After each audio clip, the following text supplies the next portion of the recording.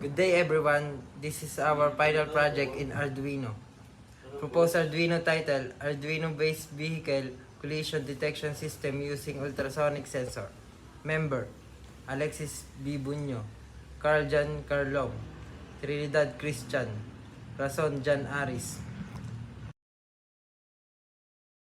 Components used: Arduino Uno, breadboard, ultrasonic sensor, 1K resistor, red LED, male and female wire. Connect ultrasonic sensor. Connect the VCC pin of the ultrasonic sensor to the 5V output on the Arduino. Connect the GND pin of the ultrasonic sensor to GND on the Arduino. Connect the trig pin of the ultrasonic sensor to a digital pin on the Arduino. Connect the echo pin of the ultrasonic sensor to another digital pin on the Arduino.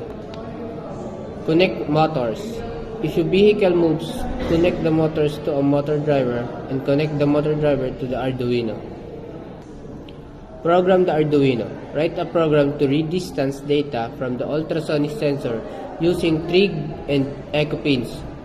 Use this distance data to determine if an object is too close, indicating a potential collision. Implement logic to control the motors or trigger an alert LED buzzer when a collision is detected. Power supply. Connect a suitable power supply to the Arduino and the motor. Final testing.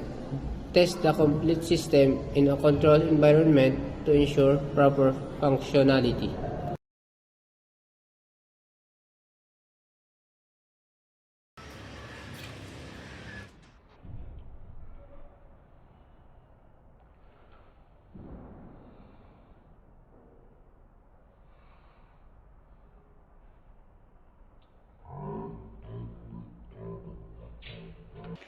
Project is for detecting available space when parking a car, or the vehicle gets close enough to the wall or another vehicle.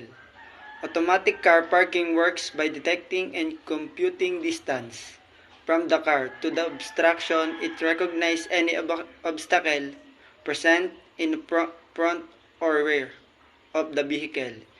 It warns the driver with an audio and visual alarm when they about hit something and keep them safe from any kind of damage.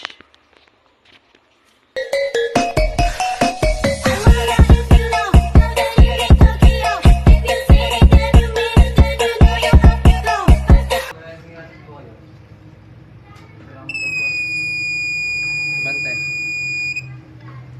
Okay, baling mo ng konti.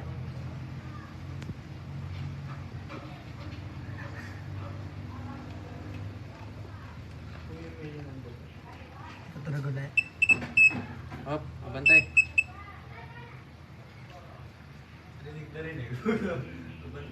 Oo nga pala, huwag ka mimik. Ulit.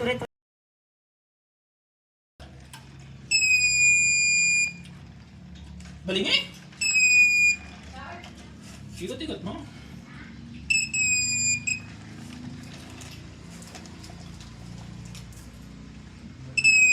Ba't ka sa ulihan? Ba't hindi sa unahan? Ito naman. Balingi! Ikot-ikot mo.